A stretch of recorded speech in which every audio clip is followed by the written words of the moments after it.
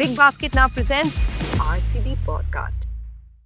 One of the many photos now that you have with Virat. There was one where you were like, oh my God, I met him and he knows my name and he said, well, bol. Talk to me about that. Isn't that cool that a legend knows my name?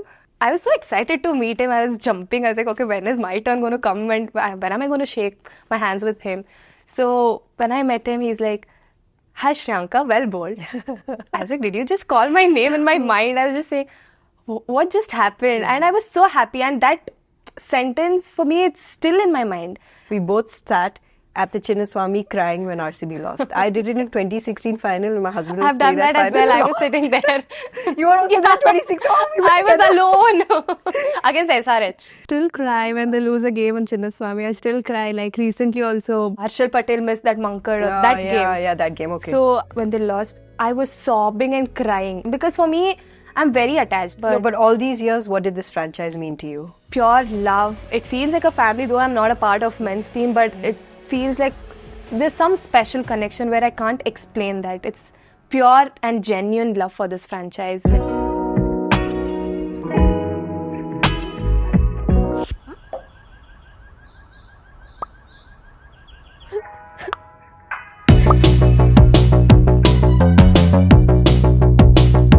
My coach asked me to do a vision board because this was during COVID and I was jobless basically because we all were. So I was like, let me do something innovative. There was Virat Kohli's picture, there was 𝑗adeja's picture because I love his fielding. So I'd made it very innovative and very creative. And then there's also a small thing where I wanted to have this academy for underprivileged. Oh, wow. So that's also my goal.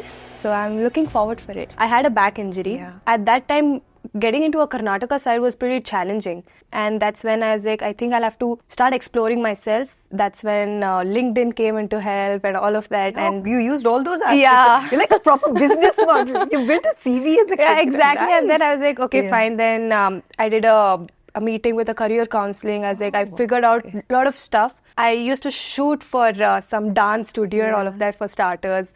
And then I did enjoy it. And then when training started again, then I was like, okay, fine. Now I don't think so I can stay away from cricket for a long time. Growing up, who were the cricketers that you heard a lot of stories about? I mean, my dad keeps telling a lot of stories. E.S. Prasanna, he's a great spinner. You'll have to talk to him, you'll have to meet him.